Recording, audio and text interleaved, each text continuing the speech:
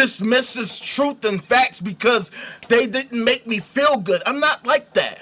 In fact, I personally don't give a fuck how any of y'all feel. I mean, I care how you feel in terms of your well-being, right? I hope that you're feeling okay as a person living life, but in terms of your emotional appeals, I don't give a fuck. I don't care how you feel about this, that, because unless you can demonstrate that it is accurate, unless you can demonstrate that it is true, that it is real, that it is sensible, that it is replicatable or replicable, whatever the word is, as long as you can demonstrate that it actually comports with the reality that we share and inhabit, if you can do that, cool. Like, I'm not a stickler. If you can make a great case for whatever you claim, what can I say other than, wow, that was really compelling? The problem is that theists fail so miserably to come up with anything even remotely close to even somewhat decently, anyway, 1% compelling.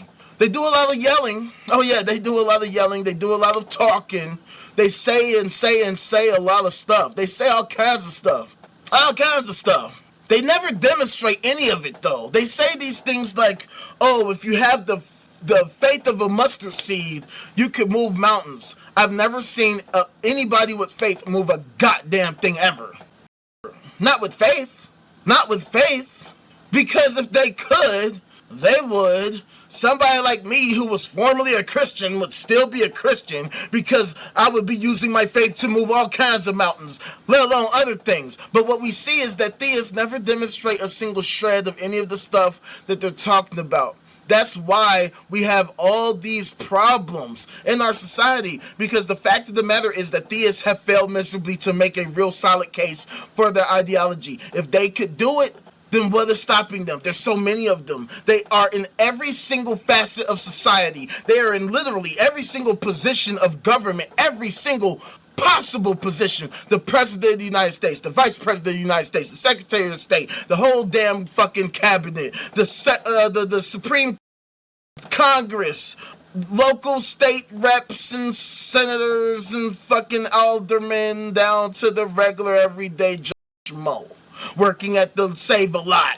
I'm talking about theists, particularly Christians here in America, are hyper represented. I mean super duper represented. I was saying it yesterday. I can't even watch the NBA finals without being bombarded with some kind of religious fucking bullshit. I mean literally. I'm literally watching the NBA, right? Because, you know, Game 1 was in San Antonio. Game 2 tonight is in San Antonio. And they keep showing these hoe-ass nuns that are in the skybox, right? Now, I don't know if you know this, but the skybox pretty fucking expensive. You don't just get into the skybox. You don't just and say, hey, I got $14.32 and I get a seat in the skybox. No, you gotta have thousands of dollars, probably hundreds of thousands of dollars, might even be millions of dollars. Okay, that's how it's. Matter of fact, we can look it up. We can look it up because they released this the other day. I just want to see this real quick. How much are skybox tickets in the finals? Let me see if they have the price available. Just, you know, to show us what that would look like, because I'm a very data-driven person. So I'm gonna pull up this article and see if they list any of the prices. So check this out. So this is from Yahoo Sports, all right?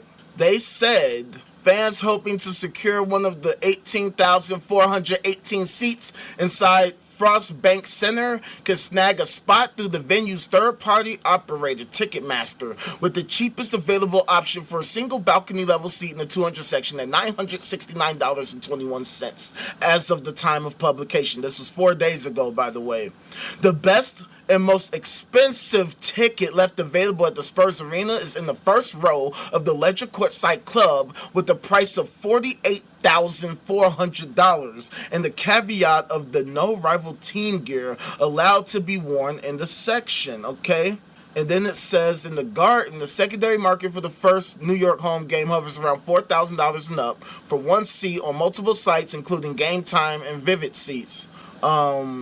It's not showing me what the skybox costs, so let me see if I can find something that just shows what that would cost. I said skybox ticket. I should say just skybox price. Damn it. Trying to see if they show the price, because I need to know what the price is. Pissing me off. Fuck it. How about if I just say it? NBA Skybox price. NBA Skybox price.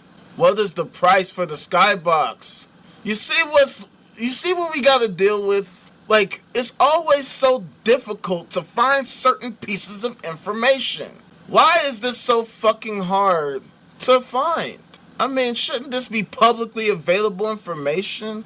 Why can't I just find out what the price of the Skybox is? Somebody help me out. Maybe I should go to Google. Maybe their fucking search engine will be better. I'm trying to make a point here. Alright? Oh my god. Alright. Fuck. It says NBA Arena Skybox or Luxury Suite.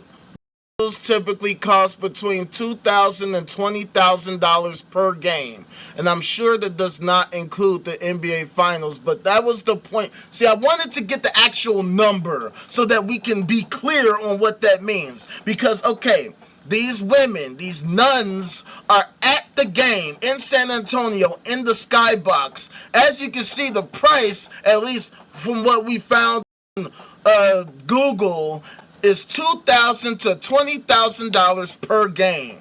Now, I find it very strange that these women are spending all this money to go to a finals game. But what are they actually doing for society? What nuns actually do? That's the thing I've been trying to figure out. Matter of fact, what exactly does the church do? What do these Catholic fucks actually do?